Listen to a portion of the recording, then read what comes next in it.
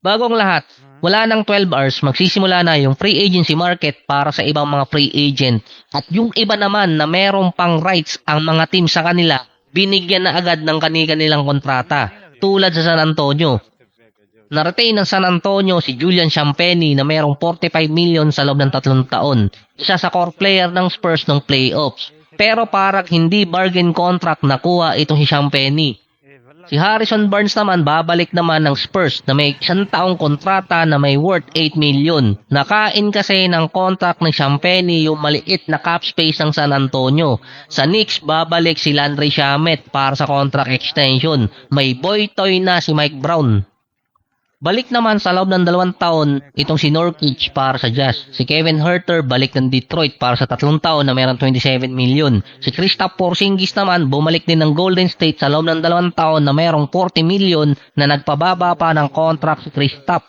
So far, merong 8 players ang Warriors kasama na si Horford at si Porzingis. Si Draymond Green nag-decline ng contract. Posible kasing bumalik pa rin siya sa Golden State. Ang ginawa kasi ni Draymond ay para makapag-create ng cap space at makuha ng Golden State si LeBron. Na ang ni-request di umano, pupunta lang siya ng Warriors kung makukuha ng Golden State si Anthony Davis mula sa Wizards. May salary cap flexibility ang Golden State pero hindi ganun kalaki. Depende pa yun sa kukunin ni Draymond. Ang pwede kasing gawin ng Golden State para makuha si AD, swap si Jimmy Butler. Yun lang ang pinakamadali. Plus multiple draft picks kung papayag doon ng Wizards. Madali lang din yung trade na yun kung NBA 2K yung gagamitin at tatanggalin yung mga restriction. May risk din kasi yung trade kay AD. Dahil depende kung anong pick ang ibibigay ng Golden State sa Wizards. Baka tumapat sa time na retire na si Steph at wala silang magamit na draft pick. Isa pa, habol ni Anthony Davis contract extension. Dahil merong sapat din na cap space ang Golden State for next year. At ang possible pang mangyari kung sakaling makuha nga nila si AD tapos mabigyan ng contract extension at sa kanila pa matrap yung malaking kontrata, sila pa may hirapang magbitaw nun. Possible pang maging lineup ng Golden State, magkaroon sila ng oldies at injuries na player. Si Steph nai-injured na, meron na ring edad. Si Porzingis may mahiwagang sakit na hindi niya maipaliwanag. Si Anthony Davis injury prone, storm is coming. Si LeBron sumasakit na minsan yung kasukasuan. Ilang beses nang nangyari sa NBA na kapag yung mga star player na post-prime na magkakasama sa isang team, hindi nagiging maganda ang resulta. Ang huli pa niyan, Clippers. Meron nang tawag yung iba mga website kung sakali dito sa Golden State, old school na Avenger. Isa pa doon, kapag nakuha ng Golden State si AD at si LeBron, na wala pa naman di umanong discussion sa Lakers itong si LeBron kung babalik sa kanila, at posible din bumalik si Draymond sa Golden State, parang maa-out of place si Steph. At sa sarili niya pang team, magbe-best friend yung tatlo, si LeBron, AD at Draymond. Magbe-business partner pa. Kahit nag-aaway minsan sa court si LeBron at si Draymond, BFF daw ni LeBron itong si Draymond Green. Siya yung kanyang bagong beshi. Sorry, mali pala ako kanina, hindi pala 8 players yun. 10 players kasama yung 2 rookies. At dahil sa request ni LeBron na i-trade muna si Anthony Davis sa kanila bago siya mag-decide kung pipirma sa Golden State, baka yung isa sa mga draft pick nila masama pa sa trade.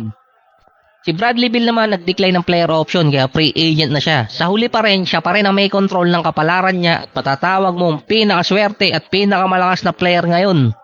Kahit hindi siya makakuha ng team sa ngayon sa free agency, pwede pa siyang mag-intay at pumunta sa team na contender na sa playoffs or kaya sa NBA Championship pagdating ng mid-season. Dahil kahit wala naman siyang team na makuha sa free agency, bayad pa siya. Alam mo yung wala ka ng trabaho pero sumusweldo ko pa, ito yun si Bradley Beal. Ayon sa report, dahil sa gipit ang Miami sa salary cap at tax apron, may possibility na maging option ng Miami si Beal at pwedeng pumunta ng Miami dahil matagal na rin siyang trip ni Pat Riley. Meron na di umanong mutual agreement, in short, crush muna na pumunta ng Miami Heat itong si Beal. Depende na lang kung meron pang susulot na team sa kanya. Ang possible contract kasi niya, 5 million kada taon. Ang magiging kaagaw nga lang ng Miami kung sakali doon, potentially Detroit, Knicks at Boston. Andun kasi yung best friend ni Bradley Beal at dati pang nire-recruit ni Jason Tatum. Maraming team ang pwedeng mapuntahan si Bill dahil sa value ng contract niya. 5 million kada taon na hindi ganong kabigat sa mga team ngayon, lalo na sa mga team na malapit na sa tax apron. Si Russell Westbrook naman na dating mainit na kukunin ng Miami, biglang nawala sa circulation nung lumabas na si Bill ay free agent na. Si Ja Morant na-trade na papuntang Blazers. Yung mga joke online tungkol dito kay Abdiha at kay Morant, hindi ko rin magets kung bakit daw ceasefire. Natawa rin ako sa headline ng Sports Illustrated. Goodbye shooting star. Obviously, pinamigay na ng Memphis si Ja Morant dahil wala ngang value sa trade market. Ang ginawa na lang kasi nila, tinapatan yung kontrata ni Morant. Ang kapalit, papuntang Memphis si Jeremy Grant at si Chris Murray. Nagtitipid pa yung may-ari niyan. At least nakakuha sila ng isang young player na pwede pang makarecover. Bago di umano mga trade si Morant sa Portland, may discussion pa ang Blazers at Celtics na bigla ulit na ungusan ito si Jaylen Brown. Pangalawang beses na yan. Kung sino panalo sa trade, depende na lang kung paano mo titingnan. Contract-wise, panalo ang Blazers kasi nga may report na gusto na nilang i-unload ang kontrata ni Jeremy Grant. Ang Memphis naman, pwede nilang gawin, i-trade sa ibang team itong si Grant tapos makakuha ng ibang draft picks. Sa ibang mga write-ups, ang talo doon, si Scoot Henderson. Kasi nga loaded na ng mga guards yung Blazers ngayon. Si Holiday nga nasama na rin sa pwedeng i-trade din paalis ng Portland dahil malaki yung kontrata niya. Na at least may value pa itong si Holiday kapag na-trade siya papuntang ibang team dahil pwede pa makakuha ng package yung Blazers. Ang Clippers naman na Toronto pinag-aawayan na lang di umano para matuloy ang trade ay kung ilang draft picks ang ibibigay ng Raptors. Bigla pa nga sumingit yung Dallas kung pwede pang makuha si Kawhi, pero sinabi rin na hindi na sila interesado, nagtanong lang daw kasi.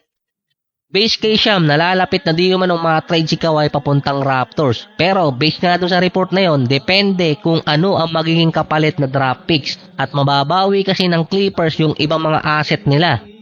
Dahil si Kawhi, interested din mapunta ng Raptors dahil sa contract extension. Pero ang duda ko dyan, dahil nga nalalapit ng ilabas din ng NBA yung kanyang verdict pagdating sa aspiration deal. Magsisimula na rin kasi makipag-usap yung ibang restricted free agent sa ibang team tulad ni Jalen Duren na binarat di umano ng Pistons kaya makikipag-meeting sa Lakers at Sacramento. Ang magandang balita kasi doon, possible matrade ito si Domantas Sabonis kapalit ni Jalen Duren kasi gusto rin pumunta ni Domantas ng Detroit. Kasama din kasi ang Lakers na makikipag-meeting sa kampo ni Duren pero ang tinuturo kasing possible na mapuntahan talaga niya Sacramento dahil nga merong Domantas Sabonis na kapalit. Kaso ang Pistons ayaw nilang idaan sa sign and trade at ayaw nilang mawala basta si Jalen Duren. Parang may masamang palatandaan na parang tinatrap ng Kings at Pistons yung isang team dahil sa pagitan ng Lakers, Kings at Pistons parang nagkampi pa yung dalawa. Kayang makuha ng Lakers si Jalen Duren kung gagamitin nila yung full force ng kanilang cap space. Mabigyan ng max contract ito si Jalen Duren na at least 228 sa loob ng 4 na taon. Yun nga lang, mahihirapan ng Lakers na ma-retain yung ibang player nila. Katulad ni Marcus Smart na mukhang lilipat ng Rockets ayon sa report. Si Rui Hachimura naman maingay sa Spurs. Ito yan, kaya sinabi kong matatrap ang Lakers kapag kinuha ni Jalen Duren yung max contract or ibinigay ng Lakers yung max contract, tatama yon sa kontrata ni Luka at ni Austin Reeves. Kumbaga, kung makakuha si Duren ng max contract, kailangan nila mag-champion sa loob ng 2 taon or 3 taon, yun ang pinaka-max. Dahil yung 2029, another contract ulit dito kay Luka at aabutin ng kontrata ni Reeves at ni Duren. Kung kukunin nila si Duren sa max contract, magkakaroon agad sa loob ng 3 taon na 147 million pataas ang Lakers sa kanilang cap space. Limitado na agad sila sa tax apron. Kahit ibaba nila yon mula 50 million maging 40 million per year, papatak pa rin ng 120 million mahigit yung kay Jalen Duren, Luka at dito kay Reeves. Kung opera ng Lakers na mas mababa sa 40 million or 50 million si Jalen Duren, pagkakatao naman ng Detroit na operan siya ng parehas na kontrata or taasan lang ng konti, dagdagan ng 1 taon para maging 5. Dahil kahit anong ibigay ng Lakers, tatapatan lang naman ng Detroit kung ano yung ibibigay nila. Mas papabor sa Detroit kung bababaan nila yung i-offer kay Duren.